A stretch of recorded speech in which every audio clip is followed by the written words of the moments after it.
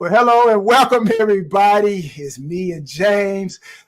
We are here, Work That Thing Sports Show, the show that connects the reality of life to the world of sports. And our purpose is to use sports as a metaphor to inspire you and motivate you with information so that you will create a mindset of action that will allow you to work that thing yourself and maximize, that's right, maximize the game of life, right? Because sometimes there are a lot of games being played in life. So with that said, James, man, what's happening? What's happening? What's going on? How was your day? Well, my day was fine. Thanks for having me on. Tyrone is happy to be here with Work That Thing Sports Radio, and it's a great time to be on this show. Being married with 3 kids, I'm always busy, busy, busy. You're an empty nester, so you got plenty of time. My time is money, so we might as well get right into it. Hey, I remember them days, man. Come on now. Like you said, I'm an empty nester, but I remember them days, man. You got the kids, you try to do something, they run in on you, and but yeah, I'm glad that you're here. And this is our first flagship show of Work That Thing Sports Show. I think this is going to be something unique, and it's again something that I believe is going to help people relate life to sports. So James, man, let's jump right into it, man. The NFL draft. What happened, James? Well, you got to think about it. This is most likely the largest intensive competition and evaluation for a job that you see not only nationally but internationally. And for 4 days, these young men were nervous. They were disappointed. Then some of them got the surprise of their life.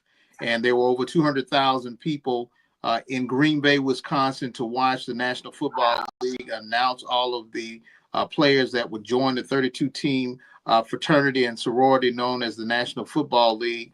But it was a situation where this process started for them intensely way back in December and January, where many of them declared that they would go pro. They had to go through combines, interviews, and things of that nature. You've gone through that, a 4-day process of an interview process. And when you think about comparing it to life, there are some different disciplines where people do have to go through an intense interview process. If you're going to join the military or anything of that nature, you've got to go through something like that. If you're going to join some type of public safety group, the firemen, police department, first responders, you've got to go through an interview process, some type of physical fitness evaluation. But then in a regular job, even in today's standards, some people have to go through physicals. If you're a truck driver, you've got to pass some type of physical test to make sure you're healthy enough to stay on that road. So everybody goes through their thing. It's just right now, the National Football League has the biggest spotlight, and they're able to garner the most attention.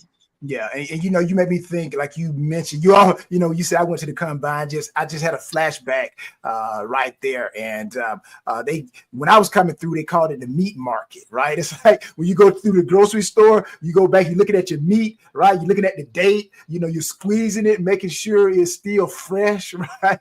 So I remember my days at the combine. I'm like, literally, when I went to the combine, they had us to walk down and like an auditorium, like if you go into your seat, right, in an auditorium, you got the left side, the right side. So we would walk down, and you got all these coaches and whoever are the decision makers for those teams. They looking at you walk down, right, and they writing down on their pad, and you're walking down the aisle to go get on a scale. Right, and the person you get on the scale, they get your height, and Tyrone Poole, 6'5", 210 pounds. You wish 6'5". You may still be playing if you were 6'5". Hey, but one thing I can say, when I took my shirt off, Jack, they like, hold on, this boy from Fort Valley State, he's a little bit different. But anyways, I haven't been behind the scenes of a combine since I got drafted. I have gone to Indianapolis because the NFL would invite us to come and watch the drills. That hasn't changed. But again, you walk down that aisle, and these owners and coaches, head coaches, position coaches, they taking the notes. So when they say Tyrone Poole, 5, I think they got me at 5'8 3/4. 5'8 3/4, 184 pounds, right? And this was without eating anything that morning, right? So my stomach that was my dead weight, right? 184 pounds. So you get off the scale, and then you walk up the other side of the aisle, and they still looking at you, man. Again, the meat market, right? That's why they call it the meat market. And then, so it was fun. It was entertaining. A lot of great memories, talking to coaches and everything like that. But, man, the intense competition, though, the evaluation, that's what I remember. Well, I mean, the intense competition and evaluation is important because I think your body of work in college gets you to the combine, but then they reevaluate you in a totally different way. Because if you think about it, Cam Ward was a person that went number 1 overall, but he wasn't necessarily the statistical best quarterback in the country at that time. Mm-hmm. So when you look at his attributes and the things that the team needed, which is the Tennessee Titans, a lot of people are saying that they were looking for the next generation of a Steve McNair. Somebody who has size, somebody who has a strong arm, who can lead the team, but also can withstand the punishment of the NFL. Because in that division, if you're not able to be physical, you're not going to be able to be successful. Yeah. Now, let me ask you this question, James. Of course, you have not gone to an NFL combine. You've read about it. You've heard about it. What do you think? And this is where you can relate more to the people in reality, the real mm-hmm. world, those who have not gone to the combine. What do you think when it comes to asking questions like Cam Ward, right? What do you think they were asking him? What do you think they ask, in your opinion, these players when they come in for the evaluation, for the interviews? Well, I think depending on the team and depending on the problems that they've had with high-profile draft pick, particularly first-round draft picks, they're going to ask the questions towards this person that they had problems with the previous person. So I'll use Tennessee as an example. They've had quarterbacks in the past that have had issues. They may have talked to them about how you feel about confidence. How do you feel about failure? How do you feel about losing? How do you react to losing? How do you react to failure? Because it's going to be a period with Tennessee, unless something magical happens, where they're going to struggle. And they're going to put pressure on that quarterback to try to bring them out of their struggle. That quarterback has to have the mental fortitude. So I think questions like that. They'll mm-hmm. ask questions about family. They'll ask questions about sticking with the team, because just to use Cam as an example, he went to a number of schools before he made his final destination at the University of Miami, where that may not be as important now as it was 4 or 5 years ago. Now it is encouraged, not necessarily encouraged, but it's allowed for you to hop from school to school. But I can say 5 or 6 years ago, that would have been an issue. So I think those kind of questions, along with the normal rudimentary, do you smoke, do you use drugs, do you drink alcohol, do you do this and that? All of those things will come into play, because as a first-round draft pick, you are the official spokesperson for that team. You are their focal point, at least for a year. Maybe if you're an offensive lineman, you may get a pass because they want to see you develop. But if you're a skill player, if you're a linebacker, defensive lineman, they're expecting you to come in and perform at a high level and be productive. Not necessarily MVP level your first year, but they're expecting you to do something in a positive way.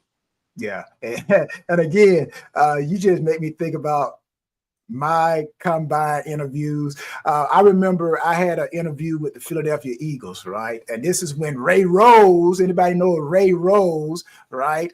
He was the head coach. I love Ray. They call him Ray Bob. I love Ray Rose. Ray Rose was also my defensive coordinator when I was with the Denver Broncos. And Ray Rose, he resurrected my football career, which is another story, as a man-to-man cover corner. But I remember walking in, and I had a set time, right? They all have a set time that they're supposed to meet. Like at 9 o'clock, you got to meet with the Philadelphia Eagles. At 9:30, you meet the Denver Broncos. At 10, you meet with the Pittsburgh Steelers, right? And everybody's in a hotel, so basically just go from room to room, right? You can't be late, right? You can't blame traffic, right? I didn't get there because traffic. My tire went flat. My dog ate my homework. But anyways, I go in, and again, this is where they test the players. Like you said, they asking these questions to see where you fit, right? Because they know you coming into the interview, you've been coached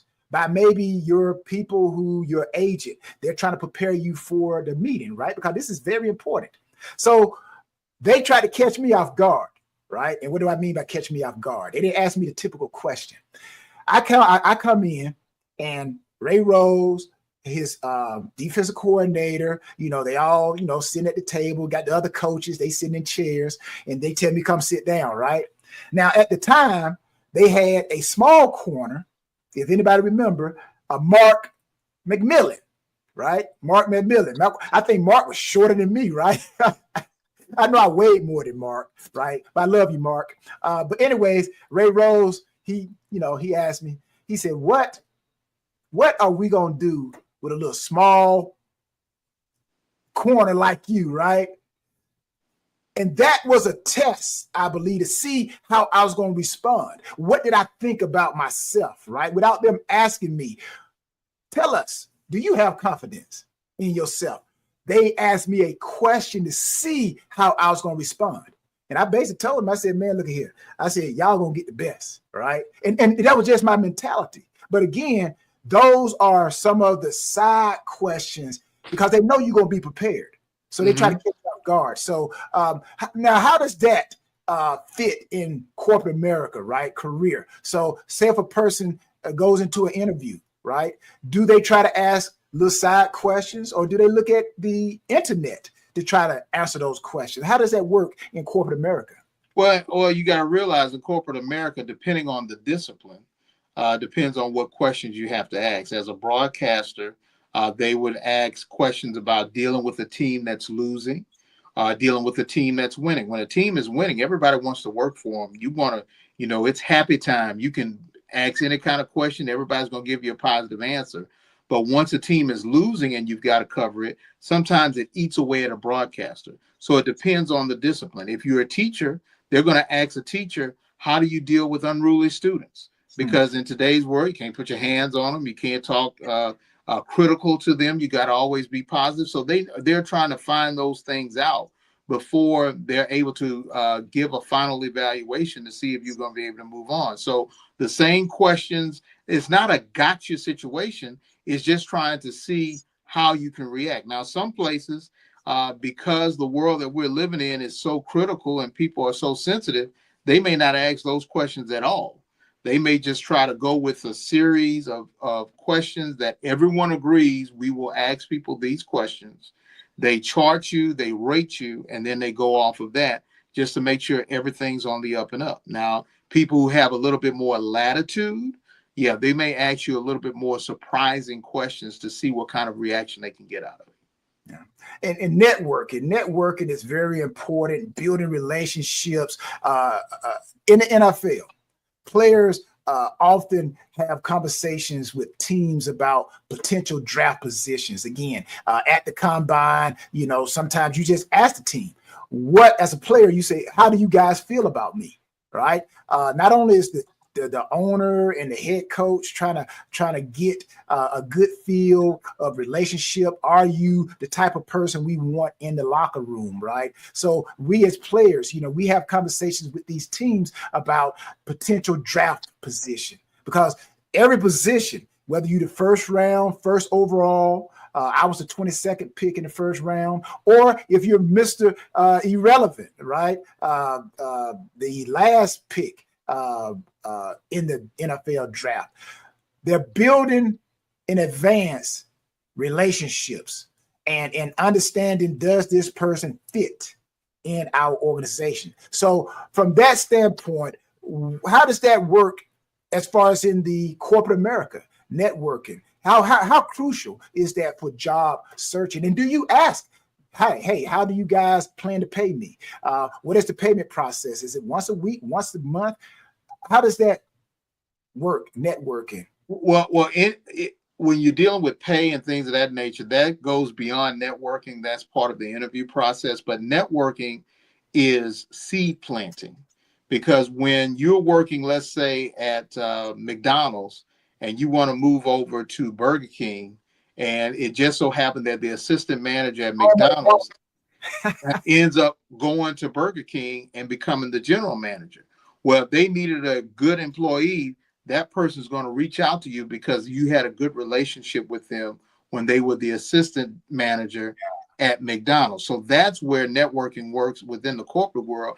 The seed may not germinate while you are at that present job. It may help you in your second and third job. So that's why networking is important.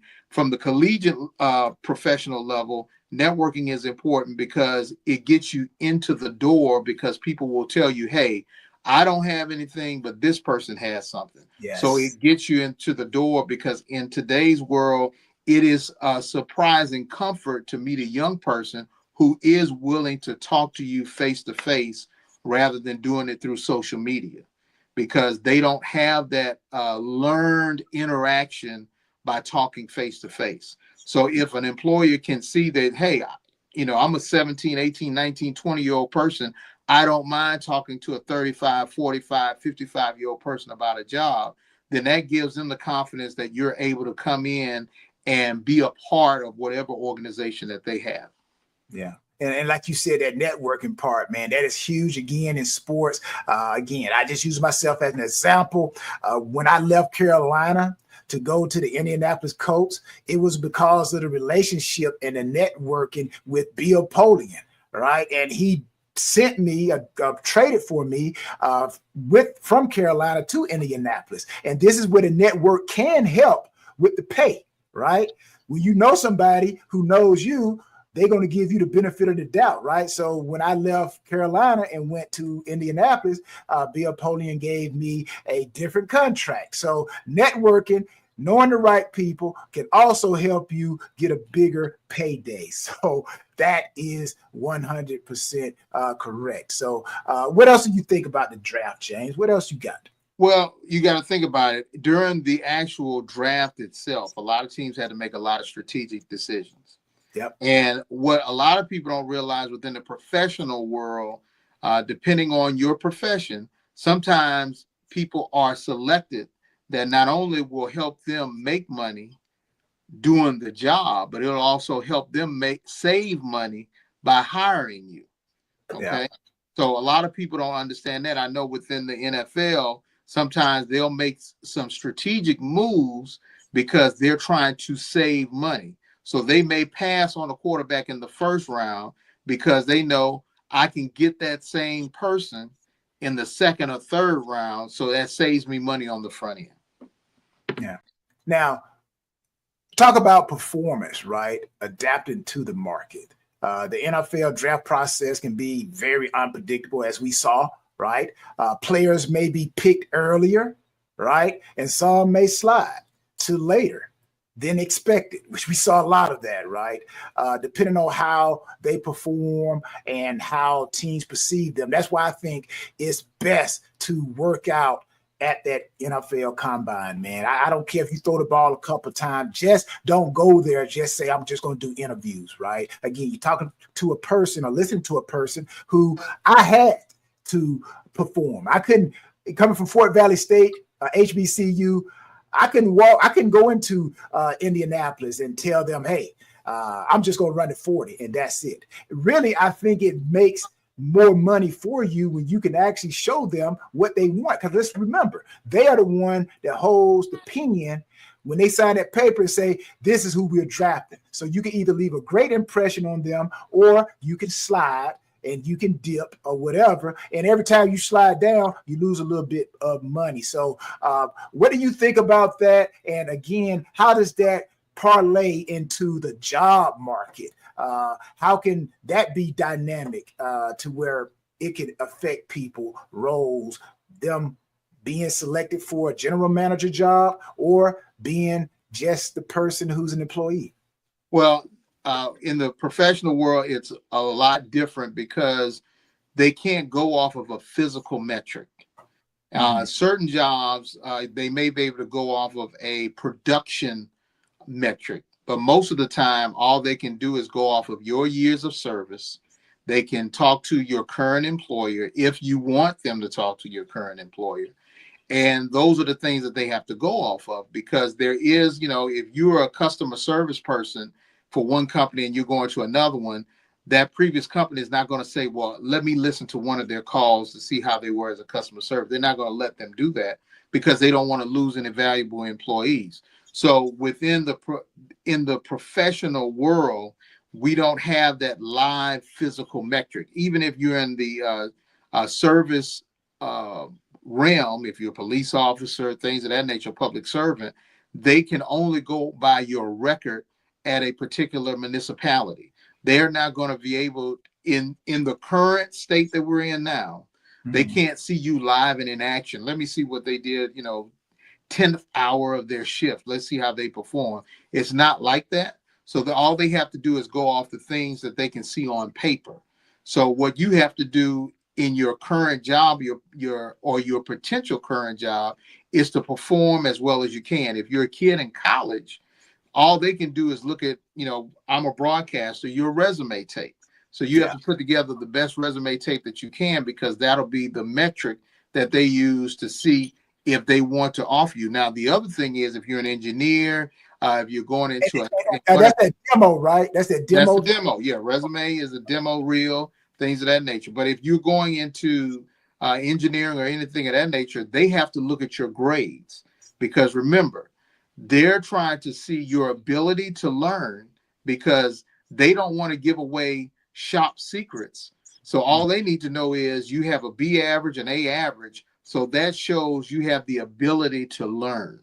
So they want to be able to bring you in and teach you something that you can grasp in a short amount of time and be able to perform at a high level. So that's where I think there is a separation between athletics and the professional world, because within the professional world, they can't see you take a test live outside of the test that they provide, but they can't see you your junior year taking a physics test and say, I like the way that he answered that question. That's the kind of person that I want, because he answered that question in that junior physics class the right way. We are not at that point yet. If we get there, who knows, but not right now.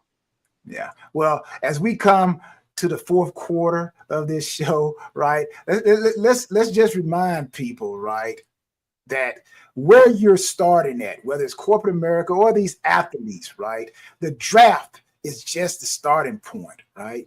Being drafted is the first step in a player's professional journey, but it's not the end, right? A lot of players, they get drafted and they forget about the work habits and all of the things that help them get there, right? That's why I feel like I was able to last for 12 years, just like a lot of other great athletes. Shoot, with Darryl Green, Bruce Matthews, those guys played for 20-something years. So just imagine how much they had to improve themselves year in and year out, study themselves year in and year out, right? So the players need to improve themselves doing training camp. Each training camp, you got to improve yourself, because I tell people, man, professional sports, the NFL, like revolving doors. If one come in, somebody got to leave. Two come in, two people got to leave. So coming to the end of our great show, Work That Thing sports show. And again, thank everybody for watching.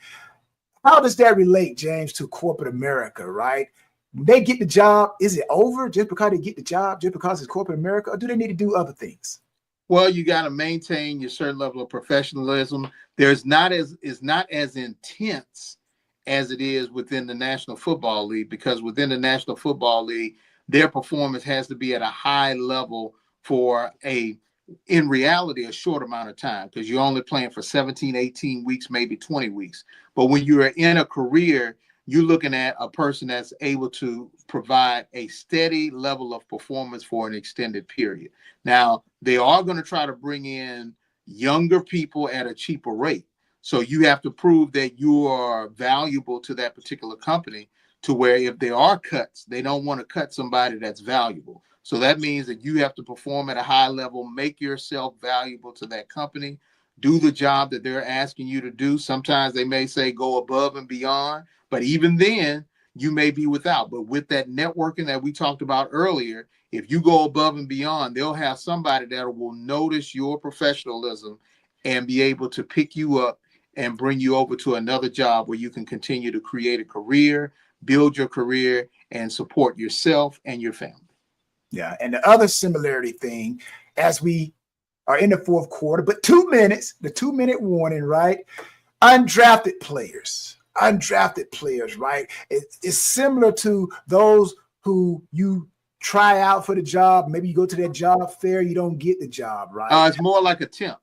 It's more like a temp service. There because when you're undrafted, that means that you're going to have you coming in at a lower scale. There's no guarantee that you're going to make the team.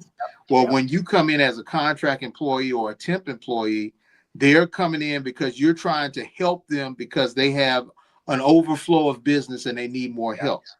And then after that time slows down, they may look at you and say, we like having you around. We want to offer you a full-time job. That is the equivalency of a undrafted free agent. An undrafted free agent, as you would tell me, you can't have any off days. You got to be on every day until you make the team. And even when you make the team, you still got to be on because they could cut you mid-season for salary purposes or for manpower purposes. So you got to be on and on and on until you get an extended contract. The same thing with a temp employee or a contract employee. They have to really show their worth and show that they can be more valuable to the company if the company keeps them.